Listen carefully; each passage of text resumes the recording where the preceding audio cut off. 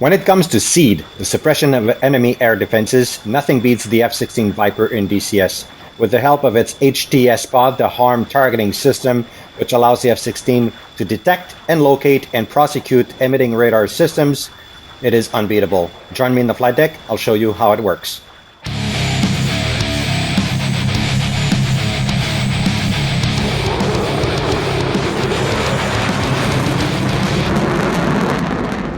All right, welcome to the cockpit. The first thing we need to make sure when we have the HTS pod on board is to confirm that the left hard point is powered on. Next, we're going to set up the jet. We're going to go master arm, master mode, air to ground. Right side, I'm going to power on my AGM-88. I'm going to also select the weapon page. On the left side, I'm going to use the Flickus page and select the HAD, Harm Attack Display. So as you can see, the harm attack display looks very similar to the HSD, and that is fully intended. The rings are the same and the distance are the same. Now we're going to dive into the different options we have around our HAD page. Let's start from the bottom left. MEM does nothing for now. Team, all, or no. So this is the information you can get from different aircraft that are on your team. Everybody that are either donor or contributors, or nothing at all. We'll just leave it on team. 60, 30, 120, that's only the display range. DEP or center moves the changes the symbology of the display. Norm, I probably need my screen to be soy for it to work, so we're going to go DMS down. There we go. Norm, expand 1, expand 2, 2 level of zooms, which are also selectable via the expand FOV switch on the stick of the F-16. Threat, here are the classes of emitters that we can be searching for. Most of the Russian SAMs are class 1 through 5. So we see that the total scan time is 1 minute and 4 seconds to scan for all these radar. If we start deselecting a few classes, it's going to shorten the scan time down to 40 seconds. We can also select the manual table. If we deselect everything and we go to the DED by going list, and then we go to miscellaneous HTS, and we can enter a code here. Let's say we use 128, enter, and then man has appeared, and we can select man. So the HTS pod would only be searching now for radar systems that are that have the code of 128. So let's reselect a few of them here. Here we go. Let's include class 6, and we'll work with that. Control gives us more options which don't work at the moment. Friendlies, flights only, or off. That is to get some data link information on the HAD display. This does nothing for now, and TI either. The white line represents the range at which we can hit a target with our AGM-88 harm. It is associated to the AGM-88 mode. Currently, it's EOM, equation of motion. If I change the mode, you're going to see that the range is going to change. If we go to RUK, it becomes bigger. And we go to PB, pre-briefed. It's like we discussed in the AGM-88 video. You need to be pointing right at the target to be able to use this mode. If we go back to AOM and back to RUK, I just want to have a quick discussion here. RUK shows that the range is larger than EOM, which is wrong. And if you go take a look at the WAG's introduction video on the harm targeting system, you're going to see that at that time, RUK range was smaller, which is correct. The current build that we have is wrong. There's a known issue about that. They're working on a fix. But if you remember, when we launch a harm in RUK mode, The missile does not loft. It has a horizontal trajectory, therefore the range in RUK is much smaller than EOM, and this is not the behavior that we see currently on the harm attack display. So be mindful of that. Currently, RUK mode with the harm attack display is not behaving the way it should. All right, now we have a S search radar that just popped up onto our HAD display, and you see it moving around. That is because the HTS pod is always refining the position of the emitters, and it does so with calculating the angle of return. So if you're flying directly towards a radar system, it's not going to do a good job at finding the exact location.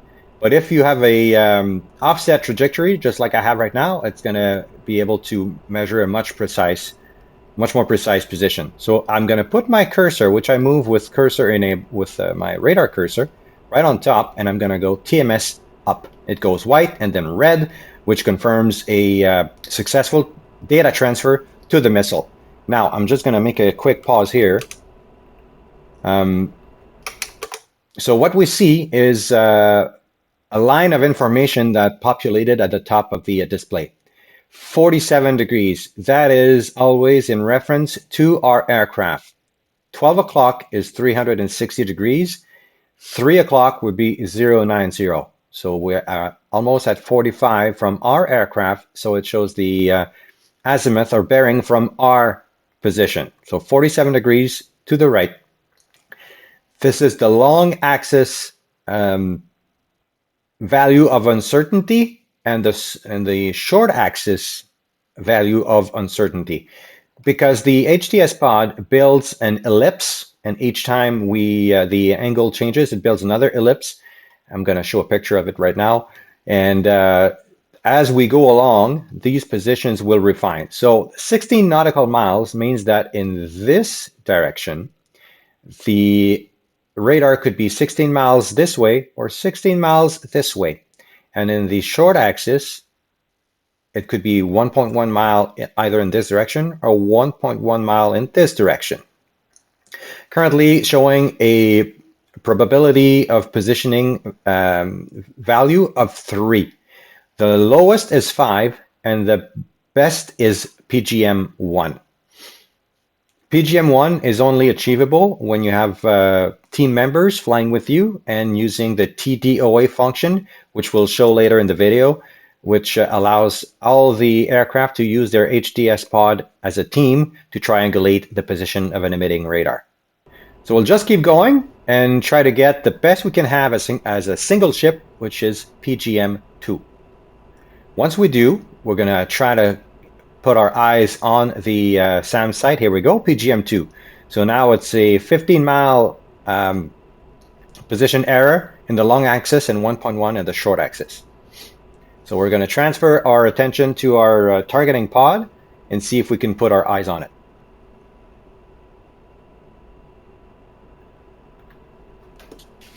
I'm going to first make it soy, change to white hot with TMS left. And as you can see, the pod is moving without, this is not me doing that. This is the HTS pod refining the position of the SAM system. So I'm just going to scan, zoom in a bit more.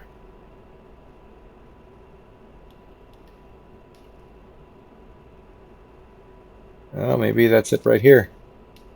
Oh yeah, here we go. So that is the SAM site. So we can clearly see that it's an SA2 SAM site with the fan song radar in the middle. And this is a search radar that we were successful of triangulating. So let's start with marking the position of the SA2 radar. I'm going to go and aim right at the bottom. I'm going to go TMS up once. I'm going to go to my ICP and select mark.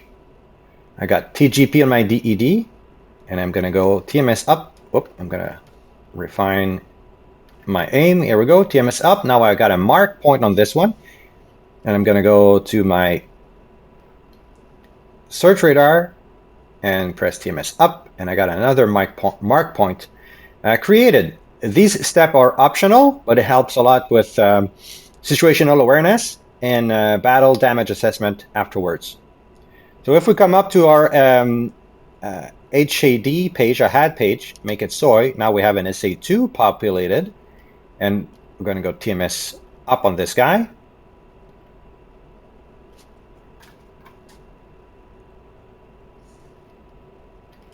Here we go.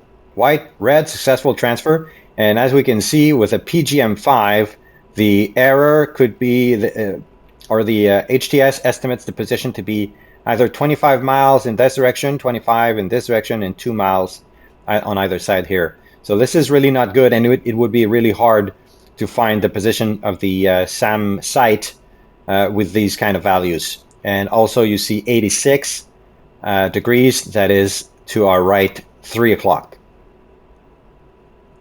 So let's change the mode from RUK to EOM. Oh, hang on. It just became green. So when the symbols become green, it means that an emitting radar has stopped emitting. It doesn't mean that the site has been destroyed. It just means that the site has stopped emitting. So if we're patient, we should see the 2 symbol in our radar warning receiver disappear as well. Maybe not. All right, let's turn around, make an attack. Let's first change the mode from RUK to EOM on our weapon page. Here we go, EOM. And let's get started on attacking this SA2 site. All right, so I'm gonna move my cursor back on the SA2, press TMS up. I got a PGM of 4, which is not bad. I'm just gonna wait a little bit for the position to refine itself. Here we go, PGM 3. The radar warning receiver is showing that the SA2 site is emitting. I'm going to gain a little bit of altitude here. Give my missile the best chance. And the range, the white line that represents the range, is dynamic. So the higher and the faster you're going to go, the bigger is going to be the range, and the inverse, the opposite is also true. If you fly slower and lower, the range is going to be smaller. So now the SA2 radar system is inside the range, or just on the edge as the position gets refined. This is pretty good. PGM2 with 10 and 1.2. So let's wait until the 2 is inside, as a 6 also gets populated. So we're just going to make a right turn, make sure we're outside of the range of the SA6 and inside the range for the SA2. We see the symbology in the heads-up display there. This is the estimated position right coming at the bottom of the HUD. Here we go. This is better. So the SA2 is well within our harm range. So let's fire one up. Magnum.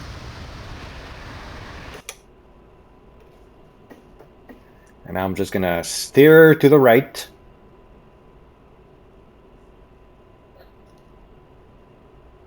I'm going to engage the autopilot.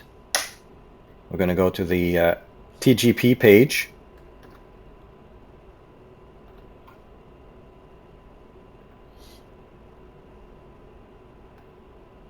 And we're going to select our steer point number 26. Here's our mark point.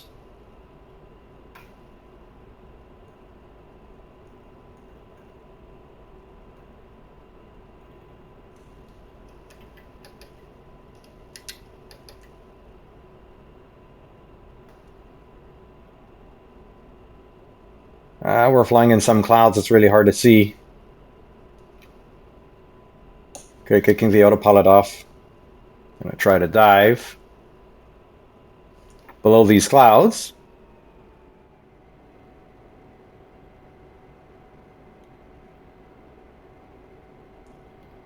Here we go. Shack. SA2. Now we can do the same with the search radar of this system. We're just going to turn around. Go DMS down to make my HAD display as soy. Go over to the S, TMS up, PGM2. Now this is really precise positioning here. PGM2, see, it's a half a mile, 3,500 feet in the long axis and 630 feet in the small axis, which is really good. So where the S is inside, let's make sure I don't crash here. So the S is inside the weapons envelope, the weapons range, so Magnum.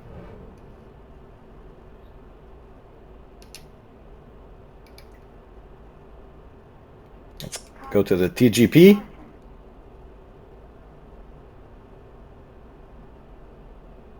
Keep an eye on this guy.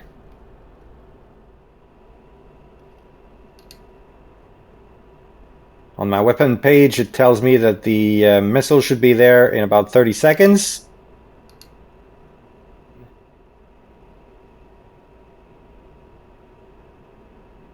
Here we go. Shack.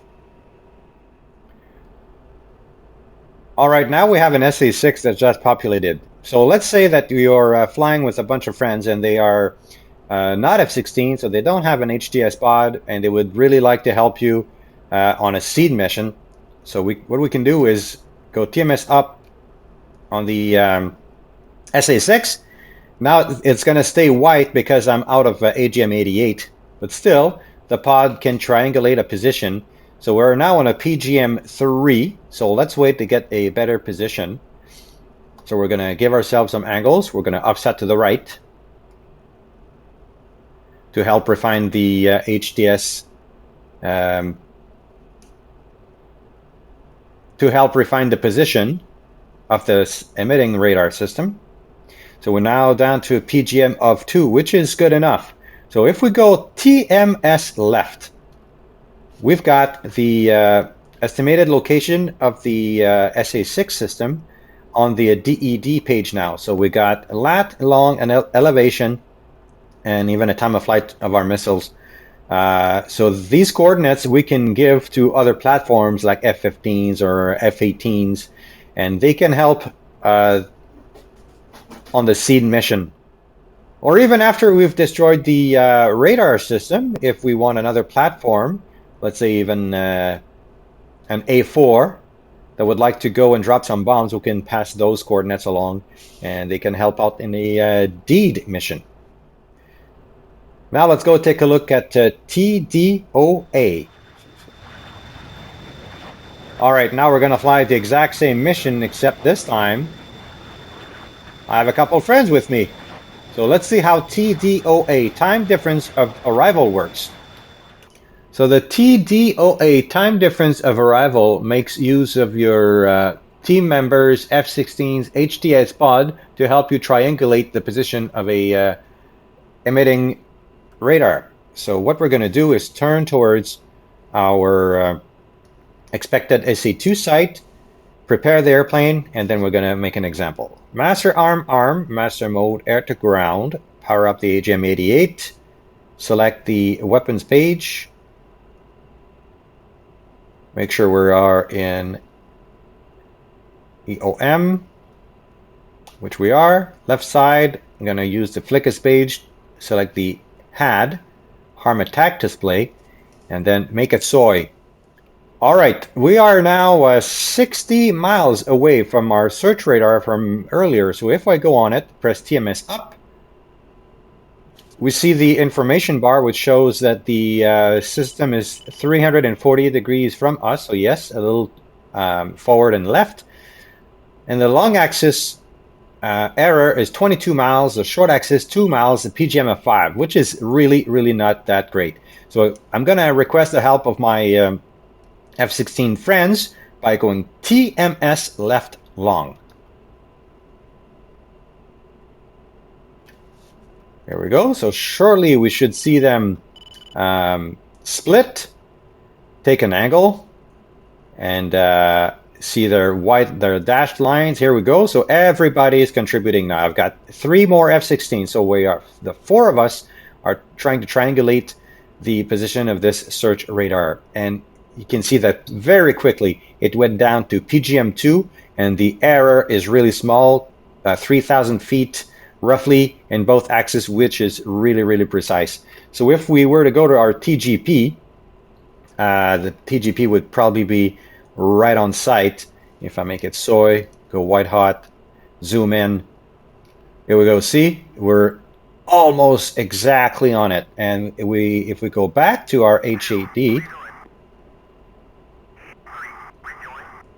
now my friends are telling me they're rejoining because I stopped requesting their help. We're going to start over again. TMS left long, so they're going to do the same. Take an angle. Now we're down to PGM1, and you can see a plus sign, plus S. That means that this search radar has been located with the help of our buddies' HTS pods. TDM means that I'm the master. I'm the one who requested the help, and the other F-16 would have an TDS on their screens. I'm going to show you also on the heads-up display that TDOA appears in the heads-up display to remind you or to show you that the TDOA request was successful. Now we know that we had an SA6 also in the same location. So if I use the expand FOV, I can zoom in, or an SA2 rather, and there we go. It just showed up. Perfect timing. So when radars are very, very closely spaced together, we can zoom in and then select one. In this case, we're going to go with the SA2, and I'm going to go TMS left long. Get the help of my friends there.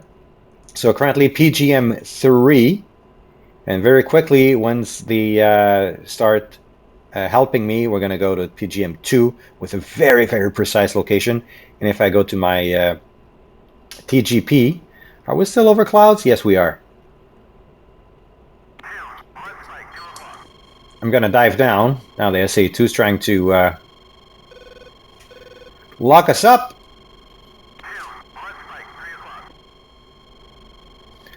All right, let's go Magnum on this guy.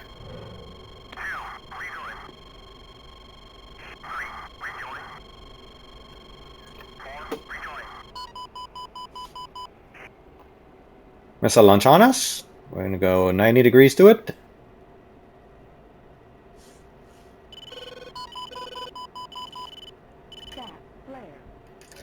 So as you can see, I haven't moved my targeting pod. It is exactly on the SAM site. So this TDOA thing is very, very precise. Let's turn cold.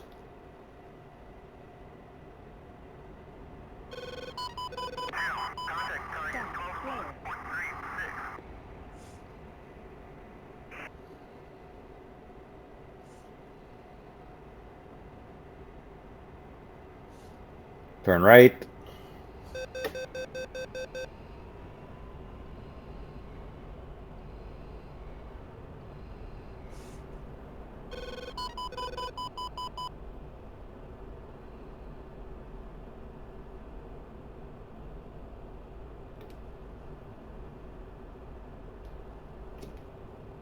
And shack. SA2 destroyed. So as you can see, using the HTS pod either as a single ship or with team members is the optimum way of going about doing seed mission with the F-16 Viper. All right, everybody, that concludes our mini-series on the AG-88 ARM. I hope it was useful to you, and I'll see you in the next video. Thank you.